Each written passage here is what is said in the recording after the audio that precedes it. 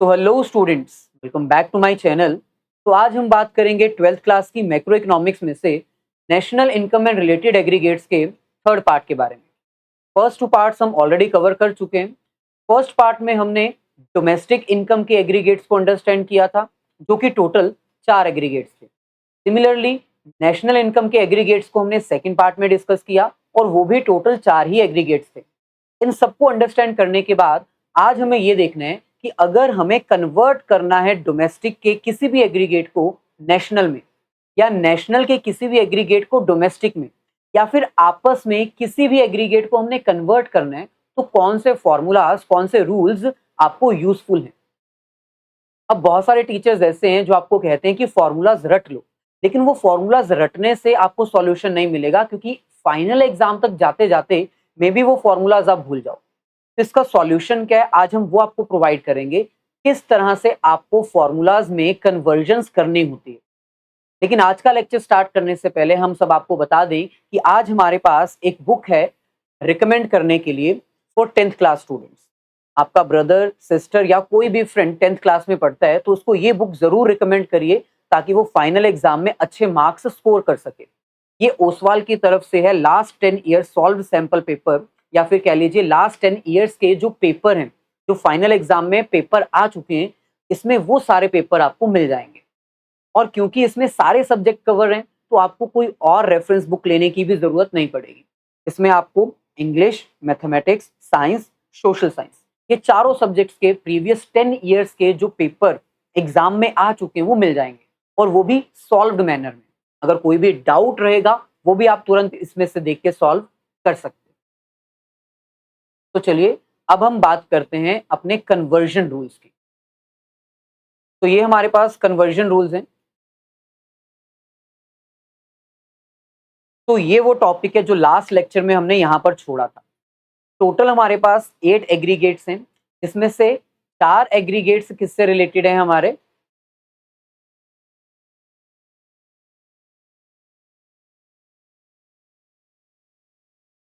Yes.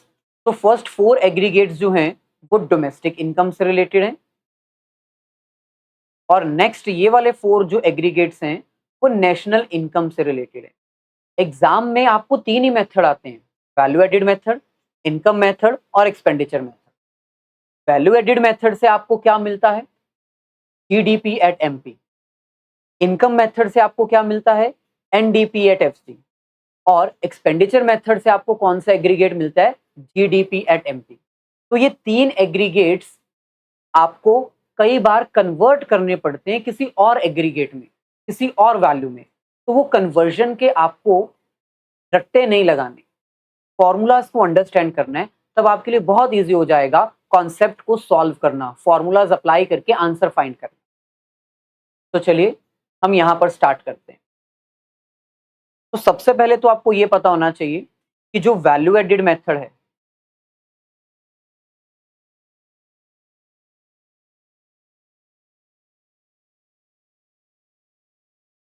और इसके साथ साथ जो एक्सपेंडिचर मेथड है,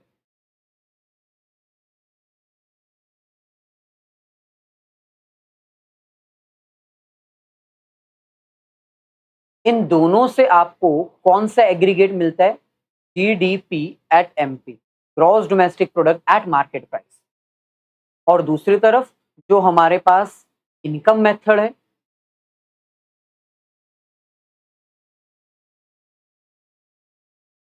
इससे हमें क्या मिलता है, एनडीपी एट एफसी। तो बेसिकली इन दोनों को आपने कन्वर्ट करना सीखना है, बाकी किसी भी एग्रीगेट में कोई भी आ सकता है। आप लाइक फॉर एग्जांपल, आपको इनकम मेथड का क्वेश्चन आया, इनकम मेथड के फॉर्मूला को अप्लाई करके आपके पास आंसर आ जाएगा एनडीपी एट एफसी। लेकिन हो सकता है आपको क्वेश्चन में पूछा जाए कैलकुलेट जीडीपी एट एमपी। आपके पास एनडीपी एट एफसी का आंसर तो आ जाएगा, लेकिन आपको मार्क्स तब मिलेंगे जब आप जीडीपी एट एमपी फाइंड करोगे।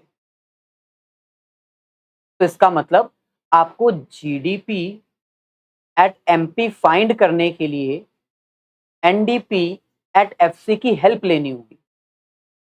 अब ये हेल्प कैसे होगी? जब आप एनडीपी एट एफसी को कन्वर्ट कर दोगे जीडीपी एट एमपी में, यानी ये जो टर्म्स है ना नेट, इसको आपने ग्रॉस में कन्वर्ट करना है। ये जो डोमेस्टिक है इसको डोमेस्टिक में ही रहने देना है क्योंकि डोमेस्टिक ही पूछा गया है। फैक्टर कॉस्ट को आपने कन्वर्ट करना है मार्केट प्राइस में, यानी आपको राइट हैंड साइड से लेफ्ट हैंड साइड की तरफ जाना है। क्यों? क्योंकि सिंपल है ना, आपको इनकम मेथड की हेल्प से एनडीपी एट एफसी मिल चुका है, लेकिन क्वेश्चन में आपको कह रहे हैं कि जीडीपी एट एमपी कैलकुलेट करो। तो हम इस टर्म को इसके इक्वल कर देते हैं। कैसे करेंगे? इसके लिए आपको फॉर्मूलाज याद रहने चाहिए, जो फॉर्मूला हमने यहां पर लिखे। पहला फॉर्मूला नेशनल इनकम और डोमेस्टिक इनकम के लिए, दूसरा फॉर्मूला ग्रॉस और नेट के लिए, और तीसरा फॉर्मूला मार्केट प्राइस और फैक्टर कॉस्ट के लिए। ये याद रहने चाहिए, तब आपके लिए इजी हो जाएगा। तो चलिए अब हम कन्वर्ट करते हैं। सबसे पहले ये नेट है, नेट को ग्रॉस में हमने कन्वर्ट करना है। नेट से ग्रॉस पे जाना है।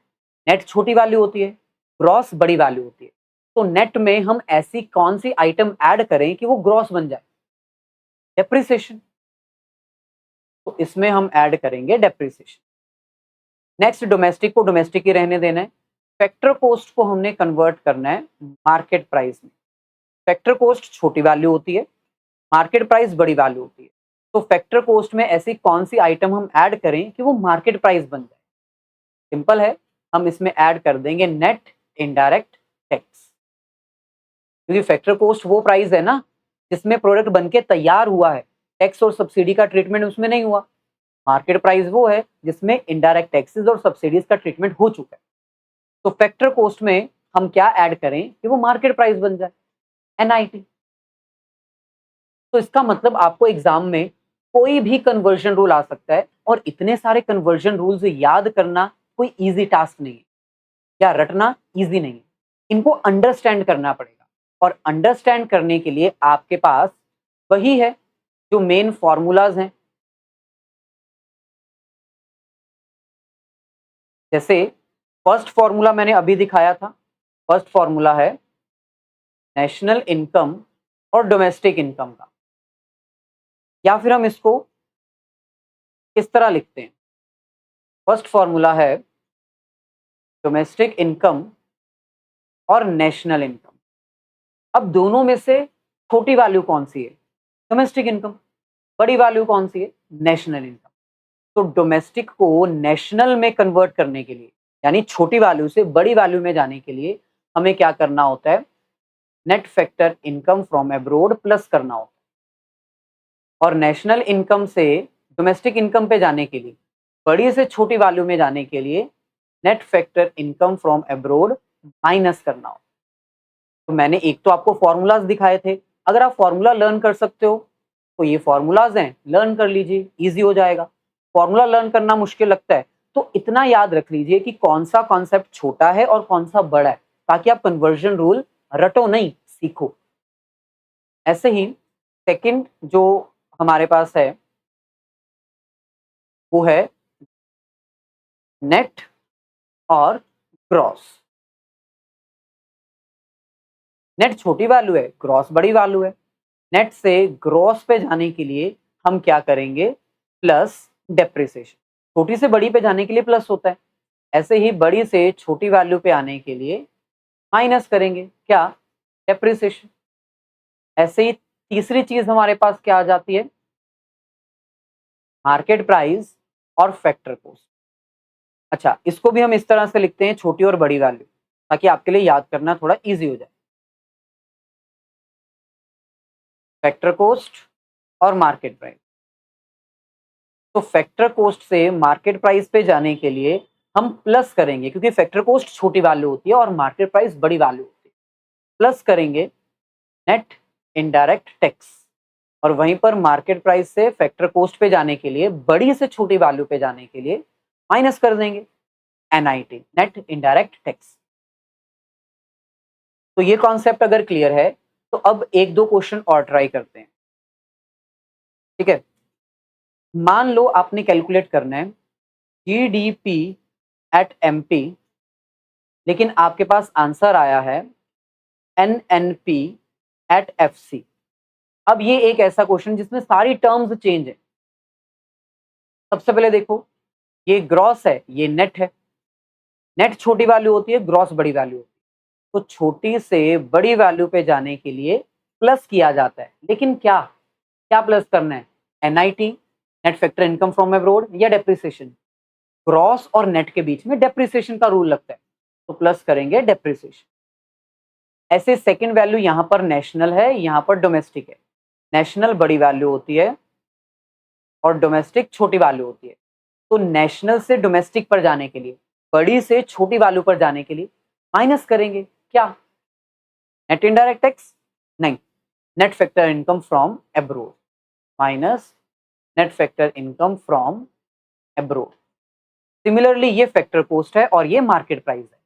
फैक्टर कॉस्ट छोटी वैल्यू होती है, मार्केट प्राइस बड़ी वैल्यू होती है। तो छोटी से बड़ी वैल्यू पे जाने के लिए क्या करेंगे? Plus net indirect tax. तो कन्वर्जन रूल ना कोई भी आ सकता है एग्जाम में, बस आपको कॉन्सेप्ट क्लैरिटी होनी चाहिए। जो मेन 3 फॉर्मूलाज है ना, बस वो आपको पता होने चाहिए, दैट्स इट। 2-3 और क्वेश्चन ट्राई करते हैं। जैसे मान लो सेकेंड हम ट्राई करते हैं, NNP एट MP को हमने कन्वर्ट करना है GDP एट MP। अब जब हम इसका कन्वर्जन रूल अप्लाई करेंगे तो एक एक आइटम को कंपेयर करेंगे और रूल लगाएंगे, नहीं है बस। जैसे पहली आइटम है ग्रॉस और यहां पर है नेट। ग्रॉस बड़ी वैल्यू होती है, बड़ी से छोटी वैल्यू पे जाने के लिए माइनस किया जाता है। क्या माइनस करना है? डेप्रिसिएशन। यहां पर हमारे पास है डोमेस्टिक और यहां पर हमारे पास है नेशनल, यानी सेम वैल्यू नहीं है।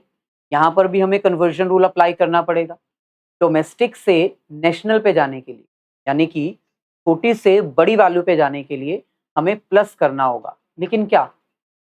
Net factor income from abroad. Similarly last हमारे पास यहां पर भी मार्केट प्राइस है और यहां पर भी मार्केट प्राइस है, तो कोई कन्वर्जन रूल यहां पर नहीं यूज किया जाएगा। तो एक एक टर्म को कंपेयर करो, जो रूल लगना है वो लगाओ, जहां पर सेम है उसमें कोई रूल लगाने की जरूरत है ही नहीं। चलिए एक और ट्राई करते हैं।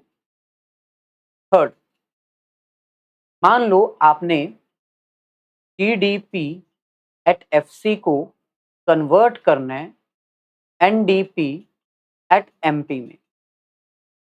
अब यहां पर भी आपको एक एक टर्म जो है वो कंपेयर करनी है और फिर कन्वर्जन रूल्स अप्लाई करने। जैसे फर्स्ट हमारे पास यहां पर है नेट और यहां पर है ग्रॉस। तो नेट होती है छोटी वैल्यू और ग्रॉस होती है यस बड़ी वैल्यू। छोटी से बड़ी वैल्यू पे जाने के लिए प्लस किया जाएगा क्या? डेप्रिसिएशन। सिमिलरली नेक्स्ट, यहां पर भी डोमेस्टिक है, यहां पर भी डोमेस्टिक है, तो यहां पर कोई रूल नहीं लगेगा क्योंकि दोनों साइड हमें सेम वैल्यू पूछी गई। यहां पर हमारे पास मार्केट प्राइस है और यहां पर हमारे पास फैक्टर कॉस्ट है।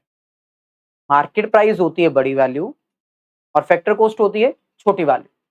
तो बड़ी से छोटी पे जाने के लिए माइनस किया जाएगा क्या? Net indirect taxes. तो ये जितने भी हमने यहाँ पर मेंशन किए हैं ना, इनमें से कोई भी रूल आ सकता है। हो सकता है ये कहें कि GDP एट MP को कन्वर्ट कर दो NDP एट FC में, या फिर GDP एट MP को कन्वर्ट कर दो NNP एट FC में। कोई भी रूल आ सकता है। चलिए एक और ट्राई करते हैं। फोर्थ आ जाइए, फोर्थ, वन मोर। NNP एट FC को आपने कन्वर्ट करना है GDP एट FC में। अब जब यहां पर हम कन्वर्जन रूल्स अप्लाई करेंगे तो सबसे पहले तो ये ग्रॉस है और ये नेट। ग्रॉस बड़ी वैल्यू है और नेट छोटी वैल्यू है। बड़ी से छोटी वैल्यू पर जाने के लिए माइनस किया जाता है, तो माइनस डेप्रिसिएशन। ऐसे यहां पर हमारे पास है डोमेस्टिक और यहां पर हमारे पास है नेशनल। डोमेस्टिक से नेशनल पे जाने के लिए, छोटी से बड़ी वैल्यू पर जाने के लिए प्लस करेंगे net factor income from abroad. और लास्ट, ये भी फैक्टर कोस्ट है और ये भी फैक्टर कोस्ट है, तो यहां पर तो कोई रूल लगेगा ही नहीं क्योंकि दोनों ही सेम।